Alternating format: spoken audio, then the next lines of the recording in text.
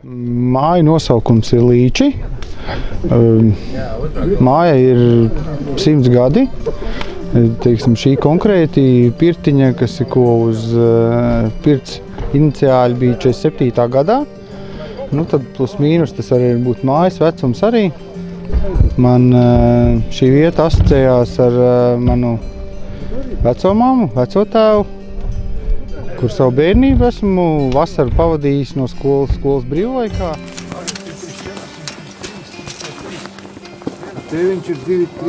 Šī gadījumā 4 stūri.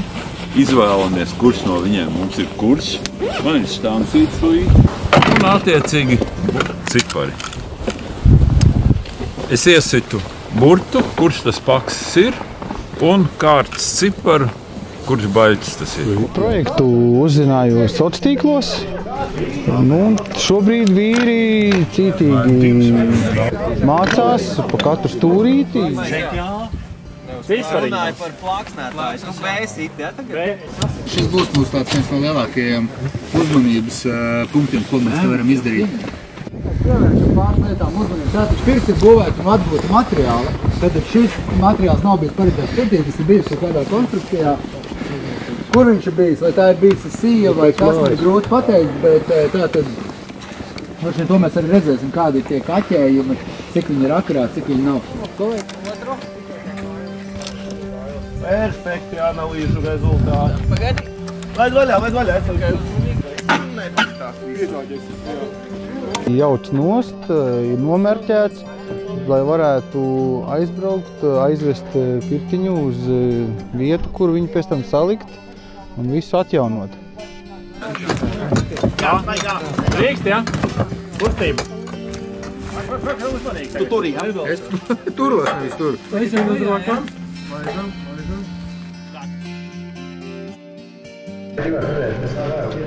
Vecajai senajām būvēm ir tāda cita garša. Es varētu to salīdzināt tā, ka tev ir vecāki, ir vecvecāki, un tu kaut kā uzņem visas zināšanas no savas dzimtas caur saviem vecākiem, vecvecākiem un tā tālāk. Tev ir tāda pietuvošanās tām saknēm. Un, ja tev to vecvecāka nav, tad tāda apmaldījusies sajūta ir, manuprāt, nu tā es tā jūtu. Un kaut kā līdzīgi ir ar mājām, kad viņās ir kaut kāda tāda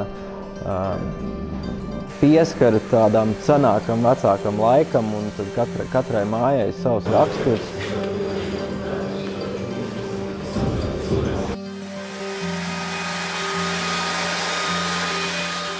Svarīgi ir, lai šī sprauga būtu vienāda, jo tās staigā katrā nākamā baļķī uz vienu vai otru pusi.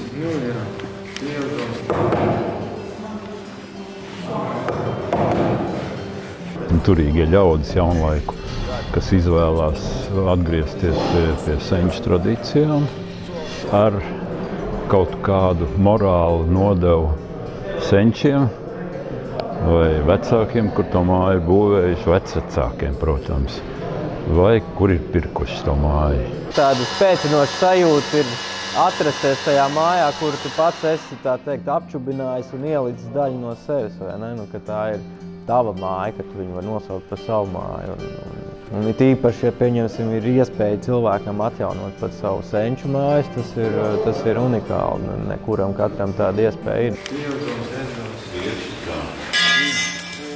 Tas īstais nāc stāvēt šeit. Tas ir tikai ar uzzīmēšanu. Plāns ir sekojošs. Mums ir šeit uzzīmēts, ka mums jānozāģē taisnie. Savienot tādu, tā teikt, garīgo pasauli, garīgo redzējumu skatījumu ar savu dzīves telpu. Tas ir, un dzīves telpa jau nebeidzās tikai ar mūsu mājas slieksni, tas jau ir tālāk par mūsu mājas slieksni, par mūsu pagalmu, arī par mūsu apkārtni. Es domāju, ka cilvēkam ir jāuzņemās atbildība par to.